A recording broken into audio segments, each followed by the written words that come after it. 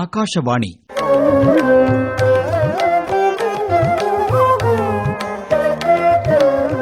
₹1 மருத்துவமனை. சென்னை ராமகிருஷ்ண மிஷன் மருத்துவமனையின் 100 சேவைகளை பகிர்கிறார் தஞ்சாவூர் ராமகிருஷ்ண மடத்தின் தலைவர் சுவாமி விமூர்த்தானந்தர் அவர்கள். ஓர் ஆஸ்பத்திரிக்கு 100 வயது.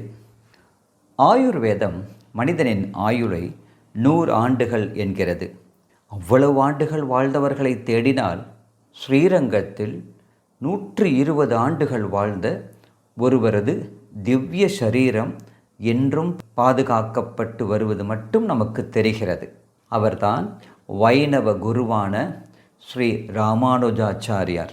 மனிதர்கள் பல காலம் இருப்பது துர்லபம். ஆனால் மனிதர்களால் தொடங்கப்பெற்ற அருளாளர்களால் ஆசீர்வதிக்கப்பட்ட அமைப்புகள், மடங்கள் பல நூற்றாண்டுகளாக மக்கள் சேவையில் தொடர்ந்து இயங்கிக் கொண்டிருக்கின்றன. கை கால்கள் அசைவது கண்ணுக்கு தெரிகிறது. ஆனால் இதயம் துடிப்பதை வெகு சிலரே அவதானிப்பர். அதுபோல் நமது தமிழகத்திற்கு, குறிப்பாக சென்னையில் மயிலாப்பூரில் 127 ஆண்டுகள் தொய்வின்றி தொடர்ச்சியாக ஆன்மீக, சமய, மருத்துவ, கல்வி, பண்பாடு, புத்தக வெளியீடு, இளைஞர் முன்னேற்றம், பெண்கள் முன்னேற்றம், சுய தொழில் வளர்ப்பு மற்றும் பேரிடர் காலங்களில் மக்களுக்கு உணவையும் துணிகளையும், முக்கியமாக துணிவையும் வழங்கி சேவையாற்றி வருகிறது சென்னை ஸ்ரீராமகிருஷ்ண மடம். இந்த மடத்தை தொடங்கி வைத்தவர் சுவாமி ராமகிருஷ்ணானந்தர் என்ற அருளாளர். அவர் பகவான் ஸ்ரீராமகிருஷ்ணரின் 16 செல்வங்களாக வந்தமைந்த சீடர்களுள் ஒருவர். சுவாமி விவேகானந்தராலேயே தென்னகத்திற்கு அனுப்பப்பட்டு ராமகிருஷ்ண இயக்கத்தை தொடங்கியவர். சுவாமிகள் ஆரம்பித்த எதுவும் சிறிதாக தொடங்கும், சீர்மையாக மலரும், தொய்வில்லாமல் நடைபெறும், தொடர்ந்து மக்களுக்கு பயன் தரும். சென்னை ஸ்ரீ ராமகிருஷ்ண மடத்தின் சேவைகளுள் முக்கியமான ஒன்றான தர்ம வைத்தியசாலை தனது 100 இந்த மாதம் 22ஆம் தேதி சனிக்கிழமை கொண்டாடுகிறது.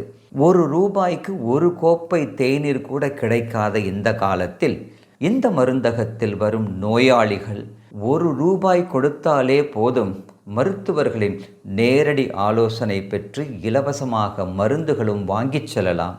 வெளியில் எக்ஸ்ரே அல்லது இரத்த பரிசோதனை செய்ய வேண்டி வந்தால் அதற்கு குறைந்தது ₹500 என்று இருக்கும். ஆனால் இங்கு ₹50லேயே அதே சோதனைகள் துல்லியமாக வழங்கப்பட்டு வருகின்றன. இந்த சேவை நடப்பது ஏதோ விசேஷ தினங்களில் அல்ல, தினமும் நடக்கும் ஒன்றுதான்.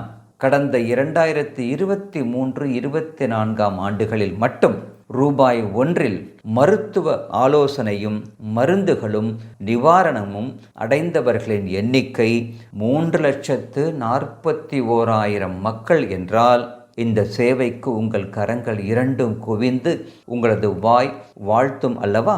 சென்னையில் உள்ள ஏழைகளுக்காக ஸ்ரீமான் ராவ் சாஹிப் டாக்டர் பி.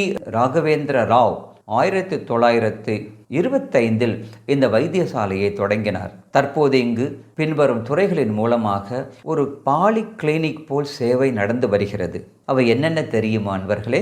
பல் மருத்துவம், மகப்பேறு மருத்துவம், நரம்பியல், எலும்பியல், ENT, கண், காது, மூக்கு, நாளமில்லா சுரப்பி, நுரையீரல், பிசியோதெரப்பி, குழந்தை வைத்தியம், இரைப்பை குடலியல், நீரிழிவு நோய், தோல் நோய், புற்றுநோய் என்றெல்லாம் இதற்கெல்லாம் சிகிச்சை வழங்கப்படுகின்றன. மனநலம், டிஜிட்டல் எக்ஸ்ரே, சித்த மருத்துவம், ஹோமியோபதி மருத்துவம், ஆயுர்வேதம், அக்குப்ரெஷர் மற்றும் ஆய்வகங்கள். இங்கு இருக்கக்கூடிய அனைத்து ஆய்வுகளும் குறைந்த கட்டணத்தில் மக்களுக்காக செய்யப்படுகின்றன. தினமும் 600 முதல் 800 மக்கள் இந்த சேவைகளை பெற்று வருகின்றனர். கடந்த 12 வருடங்களாக சென்னையின் ஆட்டோ ஓட்டுநர்கள் மற்றும் அவரது குடும்பத்தாருக்கு செய்யப்படும் பரிசோதனைகள் எல்லாமே பாதி கட்டணத்தில் செய்யப்படுகின்றன. நோய்வாய்ப்பட்ட மாற்றுத்திறனாளிகளுக்கும் பாதி கட்டணம்தான். தற்போது இங்கு தொண்டுள்ளம் கொண்டுள்ள 74 பகுதி நேர மருத்துவர்களும் 50 தன்னார்வ தொண்டர்களும் 14 ஊழியர்களும் பணியாற்றி வருகின்றனர். பாரத் பெட்ரோலியம் கார்ப்பரேஷன் லிமிடெட் இங்கு பல்வேறு மருத்துவ உபகரணங்களை வழங்கி உதவி வருகிறது. குறிப்பாக ஃபிசியோதெரப்பி இங்கு சிறப்பாக செயல்பட்டு வருகிறது. 2012ஆம் ஆண்டில் சிறந்த எழுத்தாளரான ஆர். சூடாமணி தமது சொத்தின் ஒரு பெரும் பகுதியை இந்த வைத்தியசாலைக்கு வழங்கினார். மார்பக புற்றுநோயை கண்டுபிடிப்பதற்கான மேமோகிராம் வைத்திய உதவியை அமெரிக்காவிலிருந்து திரு கந்தாடை வெங்கட்ராமனின் குடும்பத்தினர் வழங்கியுள்ளனர். ஆரம்பத்தில் இந்த வைத்தியசாலை அத்திக்குட்டை ஆஸ்பத்திரி என்று மக்களால் அழைக்கப்பெற்றது. பூம்பாவை என்ற தெய்வ மகளின் அஸ்தி இந்த இடத்தில் புதைக்கப்பட்டு இருந்தது. அங்கு ஒரு சிறு குளமும் இருந்தது. மயிலாப்பூரில் திருஞான சம்பந்தர் சிவபெருமானை துதித்து அவரது அருளால் பூம்பாவையின் அஸ்திக்கு உயிர் கொடுத்த இடத்தில் ஸ்ரீராமகிருஷ்ண மடத்தின் தர்ம வைத்தியசாலை நிறுவப்பட்டுள்ளது. அஸ்தி என்பது அத்தியாக மாறிவிட்டது. குட்டை இருந்ததால் அத்தி குட்டை ஆஸ்பத்திரி என்றானது. அதனால்தான் இந்த ஆஸ்பத்திரியில் மருந்தோ ஆலோசனையோ பெற்றால் நிவாரணம் நிச்சயம் என்று மக்கள் நம்புகிறார்கள். மேலும் ஸ்ரீராமகிருஷ்ண மடத்தின் வளாகத்திலேயே இந்த வைத்தியசாலை அமைந்திருப்பதால் ஸ்ரீராமகிருஷ்ணரின் சர்வசமய கோவிலுக்கு சென்று மக்கள் பிரார்த்தனை செய்கிறார்கள். அதனாலும் நோயாளிகள் விரைவில் குணமடைகிறார்கள். இங்குள்ள சர்வ சமய கோயிலின் வெள்ளி விழாவும் இதே ஆண்டு மார்ச் மாதம் 23ஆம் தேதி நடக்க உள்ளது. கொரோனா கொடுங்காலத்தில் மக்களுக்கு வேண்டியது மருந்து அல்ல, உணவே என்று அந்த சேவையை இந்த வைத்தியசாலை செய்தது. அதோடு முன்கள பணியாளர்களான துப்புரவு தொழிலாளர்களை மடத்தினர் கௌரவப்படுத்தினார்கள். அவர்களை கொரோனா காலத்தில் மடத்தில் அமர வைத்து அவருக்கு வேண்டிய உதவிகளை செய்து, அவ்வளவு ஏன் சிரமமான காலத்தில் மக்களுக்கு சேவை செய்யும் வாழும் கடவுளர்கள் நீங்கள்தான் என்று அவர்களுக்கு தூப தீப ஆராதனையே செய்து வழிபட்டதும் இந்த மடம்தான்.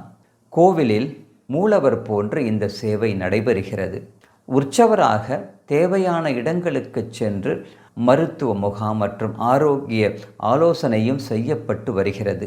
சென்னை அருகிலுள்ள மணலியிலும் குறிப்பாக திருவள்ளூர் மாவட்டம் மெய்யூரிலும் சிறப்பான சேவை இன்றும் தொடர்ந்து வருகிறது. அடுத்து இன்னொரு மிக முக்கியமான ஒரு விஷயம். மாற்றுத்திறனாளிகள் என்றால் கைகால் ஊனமடைந்தவர்கள் என்பது நமக்கு தெரியும். இதே போன்று இன்னொரு மாற்றுத்திறனாளிகள் இருக்கிறார்கள். அவர்கள்தான் தொழுநோய் மாற்றுத்திறனாளிகள். சென்னை ஸ்ரீராமகிருஷ்ண மடம் ஆற்றும் ஒப்பற்ற பணிகளுள் ஒன்று தொழுநோய் மாற்றுத்திறனாளர்களுக்கான சிறப்பு வைத்தியமும் அவர்களது மறுவாழ்வும். சுமார் 37 ஆண்டுகளுக்கு முன்பு ஸ்ரீமத் சுவாமி தபஸ்யானந்தர் அவர்களின் முன்னெடுப்பால் சென்னை ஸ்ரீராமகிருஷ்ண மடத்தில் தொழுநோய் மாற்றுத்திறனாளிகளுக்கு புண் மற்றும் இதய சிகிச்சைகள் இலவசமாக அளிக்கப்பட்டு வருகிறது. இந்த சிகிச்சையோடு மடத்தின் மூலம் தமிழகத்தில் 8 வெவ்வேறு இடங்களில் ஒவ்வொரு வாரமும் புண் சிகிச்சை முகாம் நடத்தப்படுகிறது. அவர்களுக்கு மறுவாழ்வு அளிப்பதற்கான சமூக பொருளாதார திட்டங்களும் செயல்படுத்தப்பட்டு வருகின்றன. தொழுநோயால் பாதிக்கப்பட்டு நிவாரணம் பெற்றவர்களே தொழில் செய்யும் அளவிற்கு சுய உதவி குழு அமைக்கப்பட்டுள்ளன. இதனால் இழந்து விட்டிருந்த அந்த தொழுநோய் மாற்றுத்திறனாளிகளின் சமூக அந்தஸ்தும் மீட்டெடுக்கப்படுகிறது. அவர்களது குடும்பங்களும் ஒற்றுமைப்படுத்தப்படுகின்றன. 2016ஆம் ஆண்டில் ஆகஸ்ட் 20ஆம் தேதி அன்று அப்போதைய மத்திய சுகாதார அமைச்சர் மாண்புமிகு திரு நட்டா அவர்களை அழைத்து தொழுநோய் குறித்த தேசிய அளவிலான விழிப்புணர்வு கருத்தரங்கையும் இந்த ஆஸ்பத்திரி நடத்தியது. இதயம் போல் அமைதியாக இயங்கி அனைவருக்கும் தொண்டு புரிந்து வரும் இந்த ஆஸ்பத்திரியின் இந்த மருந்தகத்தின் 100ஆண்டு தொடக்க விழா மார்ச் 22ஆம் தேதி நடக்க உள்ளது. இந்த ஆண்டு முழுவதும் இதை முன்னிட்டு பல்வேறு சேவைகள் தொடங்கப்பட உள்ளன. சேவையை சிலாகிக்கும் இந்த விழாவில் ராமகிருஷ்ண மடம் மற்றும் ராமகிருஷ்ண மிஷனின் உலகளாவிய தலைவர் ஸ்ரீமத் சுவாமி கௌதமானந்தஜி மகராஜ் அவர்கள் பங்கேற்க உள்ளார்கள். அனைவருக்கும் ஆசீர்வாதம் வழங்க உள்ளார்கள்.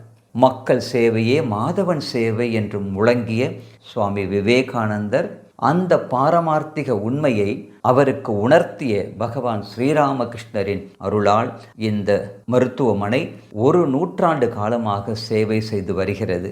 அன்பர்களே, உங்களுக்கு தெரிந்த ஆரோக்கியம் இல்லாதவர்களையும் ஆரோக்கியம் இழந்தவர்களையும் அங்கு அனுப்புங்கள். ஆனந்தத்துடன் அந்த நோயாளிகள் வீடு திரும்புவார்கள் என்பது நிச்சயம். நன்றி, வணக்கம்.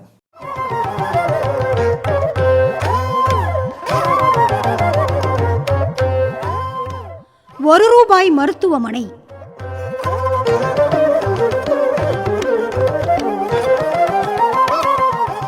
சென்னை ராமகிருஷ்ண மிஷன் மருத்துவமனையின் 100 சேவைகளை இதுவரை நம்மோடு பகிர்ந்தார் தஞ்சாவூர் ராமகிருஷ்ண மடத்தின் தலைவர் சுவாமி விமூர்த்தானந்தர் அவர்கள்.